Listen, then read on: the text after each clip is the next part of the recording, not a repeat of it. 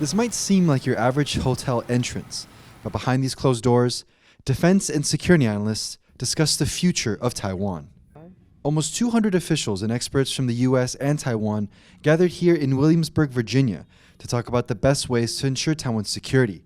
And after 3 days of discussions, the organizer of the conference says it was a fruitful discussion. In the keynote speeches, in our private meetings with the U.S. government, with the Taiwan government, that there's been an evolution of the threat, a broadening of the recognition of the challenge from China, and as a consequence, the needs that Taiwan has in the national defense area. The U.S.-Taiwan Defense Industry Conference has been held annually for almost 20 years and looks to connect U.S. weapons makers with Taiwanese officials. A delegation from Taiwan's defense ministry was present, led by one of the country's deputy defense ministers. They came to the conference with a major request.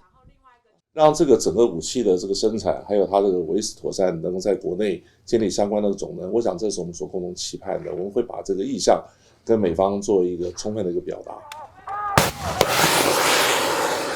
The U.S. boasts the most advanced military tech in the world, and Taipei relies almost exclusively on Washington for military hardware. Taiwan has been boosting its domestic defense industry, but still needs help from the U.S. for more advanced munitions like missiles. The U.S. rarely shares sensitive military tech with anyone, but given the threat from China and its increased pressure on Taiwan, Washington is starting to consider the idea of co-producing these weapons with Taipei. Some analysts feel that's the direction the two sides should pursue.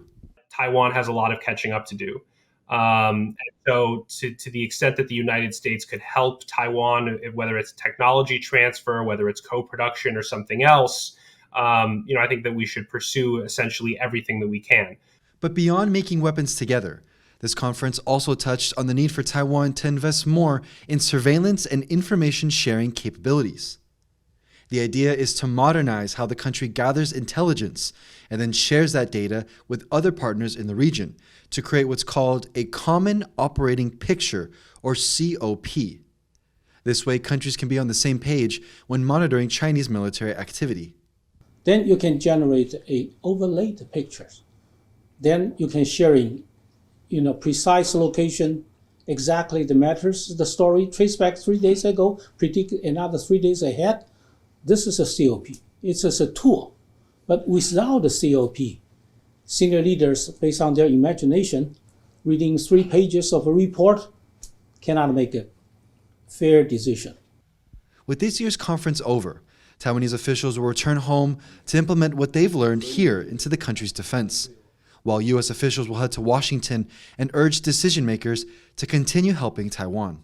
Devin, Tsai, and Jaime Ocon in Washington, D.C. for TaiwanPlus.